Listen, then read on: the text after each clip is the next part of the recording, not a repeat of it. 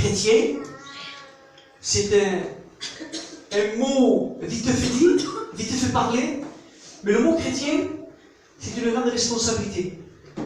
Aujourd'hui, il y a des frères qui vont s'engager dans le service de baptême, si Dieu le permet, avec Jean, avec leur épouse, avec Brian, je bénis Dieu pour cela.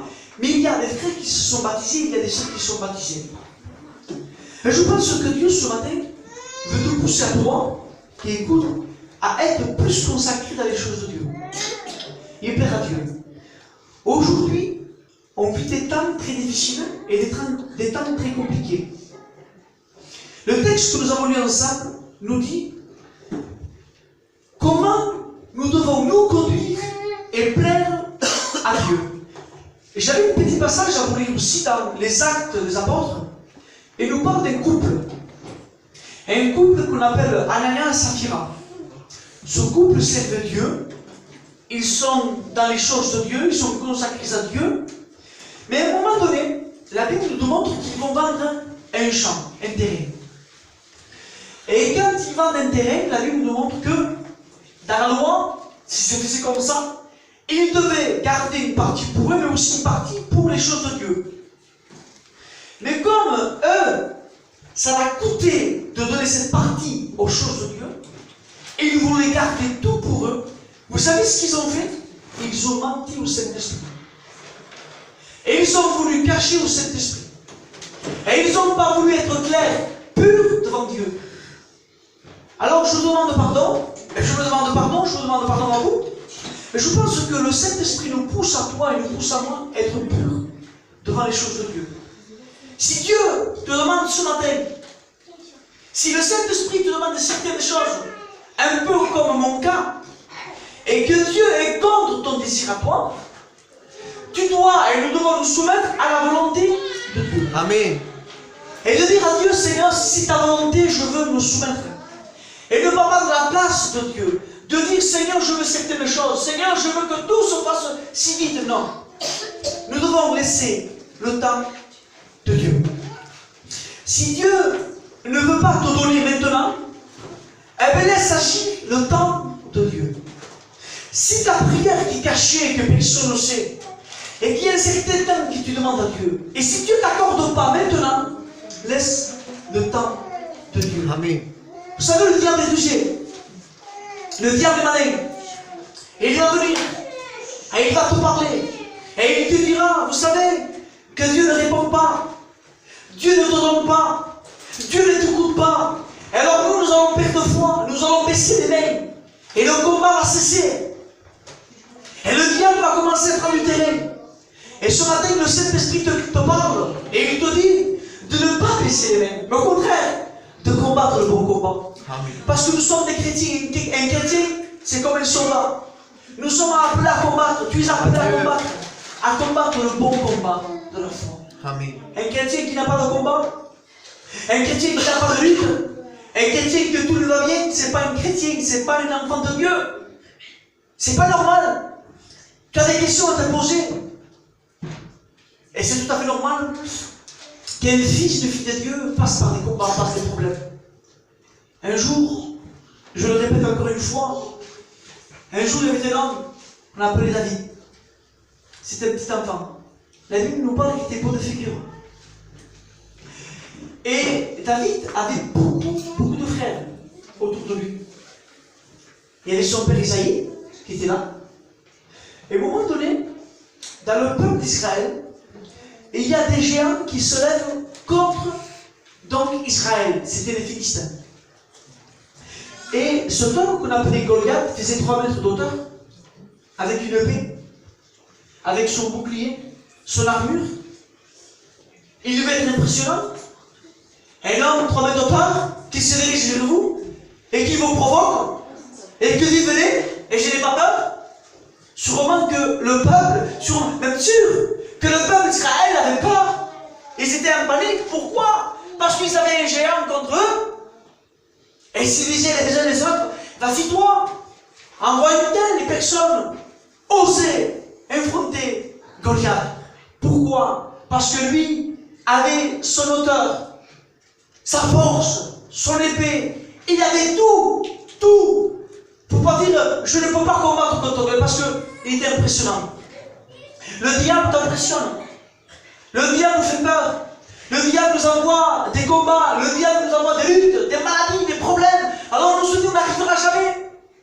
J'arriverai jamais à m'en sortir. J'ai tel problème, tel combat, telle maladie. Mon mari, ma femme est contre moi. Je ne pourrai pas m'en sortir. Et ça, c'est des Goliaths qui sont dans ta vie. C'est des Goliaths qui sont dans notre vie. Et chacun a une Goliath. Chacun, personnellement, a une Goliath. Mais là, le peuple d'Israël cherchait un humain, mais charnel. Cherchez un humain charnel. Tu es capable de l'affronter, toi, Goliath? Non, je ne suis pas capable, moi. Et toi, tu es capable d'y aller? Non, je ne suis pas capable. Mais il ne faut pas oublier que c'était un David divin qu'on cherchait. Et pourtant, c'était un jeune homme de petite taille, lui, David. Un enfant. Et quand Goliath voit David arriver, Goliath, il se moque de lui. Toi, je vais te couper avec mon morceau. Il dit, viens. Et David n'a pas peur. David s'approche, il marche. Et là, il marche. Toi, David dit, toi, le Goliath des Philistins, tu dis des choses à mon peuple, à mon Dieu. Toi, David, t'es capable, hein? Et Goliath, un monstre, 3 mètres d'auteur. Et David, un enfant, un jeune homme. Et David s'approche de la marchande. Dis-toi. Et Goliath le regarde. Mon petit garçon, je vais te couper avec les morceaux. Je vais te déchirer avec les morceaux. Goliath dit. Et croyez-moi qu'il ne mentait pas, Goliath. Il ne mentait pas. Je vais te couper avec les morceaux. Et ces petits morceaux, je donnerai à manger aux oiseaux. C'était vrai ce qu'il disait Goliath. Il était capable de déchirer David dans les morceaux. Parce que c'était un monstre. Regarde. Mais David ne vient pas. Pourquoi? Il ne vient pas au nom de David, mais il vient au nom de l'Éternel. Amen.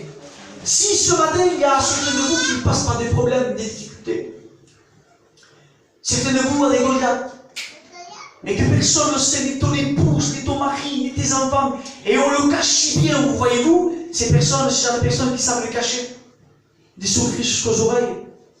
Mais tu as une Goliath dans ta vie. Tu as un problème, tu as un poids.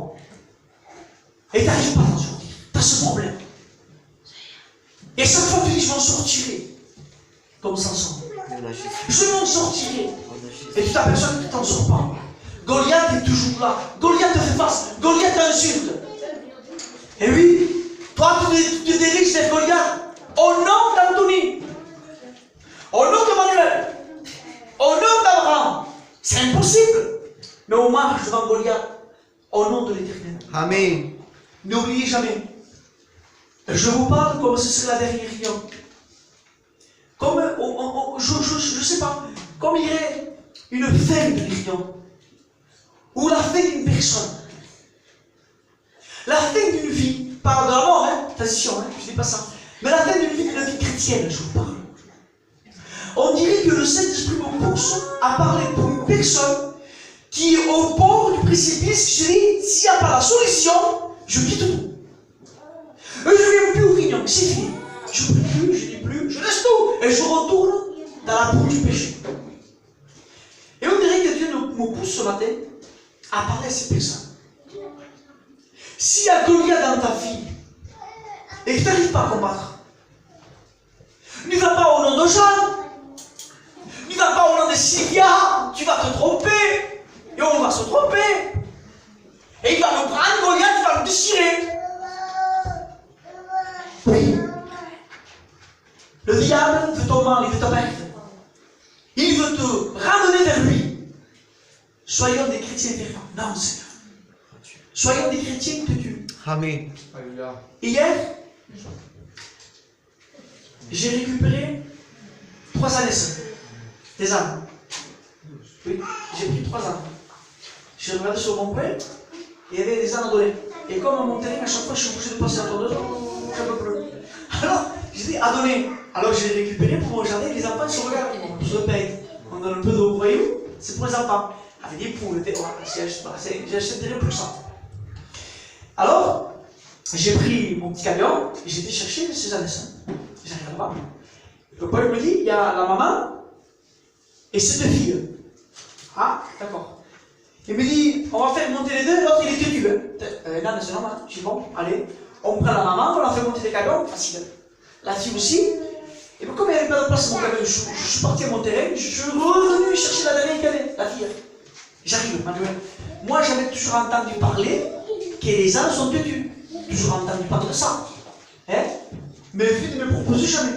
Et hier, je l'ai vu. Mais c'est incroyable. Oh, j'arrive, on l'attrape, on met comme un collier, et on essaye de la faire monter dans mon camion. Il a posé ses pieds comme ça. Tiré. J'avais tout mon corps comme ça, toutes mes forces. Lui, il ne pouvait pas imaginer. On était 3. C'est pas possible. Un quatrième arrive. On était 4 hommes sur la neige. C'est lui devant. Il a dit non. Je suis resté presque 2 heures. Bon. J'avais les mecs, j'en pouvais plus. Tu la corde. Après un petit bâton, on frappait sur les fesses pour le faire monter. Impossible de le faire monter. Il a dit non, c'est non. Je me suis reculé, j'ai au paillou, j'étais là. J'ai dit, j'ai toujours entendu parler que les ânes sont têtus, mais là, je vais voir de mes propres yeux. J'étais mort de rire. C'est possible. Mais comment est-ce possible que je disais, je cherchais d'où venait sa force. C'était comme ça, d'où venait sa force. J'ai dit, la force vient de ses pattes avant. Alors on tirait ses pattes avant. Ses pattes arrière, encore pire. Quand un âne dit non, hein, c'est non. Personne ne te tue comme ça. Il y a des personnes où on a beau lui parler, et que ce qu'on dit, c'est un âne. Comprenez? Il y a des personnes qui sont têtues. Personnes qui viennent de mettre des phrases brillantes, qui écoutent la parole de Dieu. Et voilà, elles sont comme ça. Ils n'en veulent pas. Et je pense que ce texte te concerne à toi. Il dit que comment vous conduire et plaire à Dieu. Comment, comment vous conduire? C'est quoi la vie chrétienne? C'est comment plaire à Dieu. Vous vous rappelez le message de Job? Job. À un moment donné, il y a un dialogue qui se fait, je ne demande pardon de dire ça, mais c'est la Bible, entre le diable et Dieu. Dieu est fier de Job, Anthony.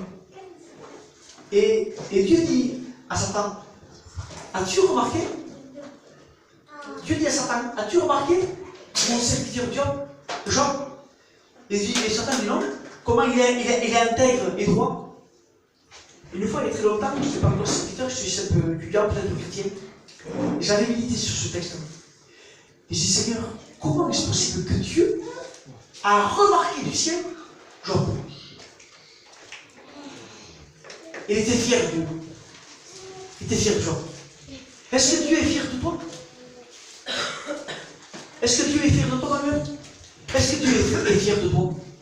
Est-ce que Dieu dit, as-tu vu ma fille Nathalie? Ou ma fille Christelle? Est-ce que vous avez vu comment il marche? Est-ce que Dieu est fier de toi? Comment tu te comportes dans ta maison? Comment tu es? Est-ce que ton langage prononcé quand tu es énervé des enfants, est-ce que ton langage est beau? Est-ce qu'on te plaît à Dieu? Ou est-ce qu'on plaît à Dieu? Est-ce que ta marche, est-ce que ta vie spirituelle plaît à Dieu? Est-ce que quand tu es tout seul ou tout seul dans ton lieu de travail, tu plais à Dieu? Est-ce qu'il y a quand même personne, quand tu es tout seul, tu plais à Dieu? Est-ce qu'on plaît à Dieu? Je pense que ce matin, il faut être clair et pur devant Dieu. Chacun me dit, moi je ne plais pas à Dieu, soyez vrai dans votre cœur. Vous me dites, on te voit. Le Seigneur, c'est vrai. C'est vrai, Seigneur. Je ne suis pas comme ça. Et je pense que Dieu veut que nous plaisons, parce que je prêche à l'église de Clermont. Et il faut que l'église de Clermont marche, fonctionne. Fonctionne. Je bénis Dieu pour les baptêmes, je bénis Dieu pour la salle qui est pleine, je bénis Dieu, mais il ne faut pas s'arrêter là, il faut continuer. Je pensais hier avant-hier, je dis, il y a trop de bénédictions devant. On est trop bénis. Trop de bénédictions, il y a trop de bénédictions, trop de bénis, les âmes. Attention. Attention. Je vous dis maintenant, vous vous rappellerez de moi. Il y a la bénédiction, n'ayez pas peur, mais le diable ne sera pas content lui. Il va tourner autour de l'église. Il va chercher. Il va chercher le proie. Il va chercher, vous savez quoi? À diviser. Pourquoi? Pourquoi? Pour mieux régner. Pas toucher le petit nœud, juste un melon. Et le fera de temps en temps comme ça. Mais pour toucher l'église, Satan va commencer par diviser. Presque depuis que je suis là, j'ai toujours prêché. Aimons-nous les uns les autres. S'il y a quelque chose, allez voir ton frère. Demande si c'est ton frère, c'est ta soeur. Nous devons nous aimer. Nous devons nous plaire les uns les autres. S'il y a quelque chose dans mon cœur, je te dis, mon frère, il y a ça. Et toi aussi, il faut que tu aies, un homme de Dieu. Vous savez, aujourd'hui, il y a un pasteur qui disait, moi je suis un homme. Je suis un homme, moi. Voilà, je suis un homme. Mais lui, l'homme là qui je vous parle, il a une division avec tout le monde, toute la France. Moi je suis un homme, moi je suis capable, moi. Moi, je suis un homme de Dieu. Et tu le regardes sa vie, il a une division.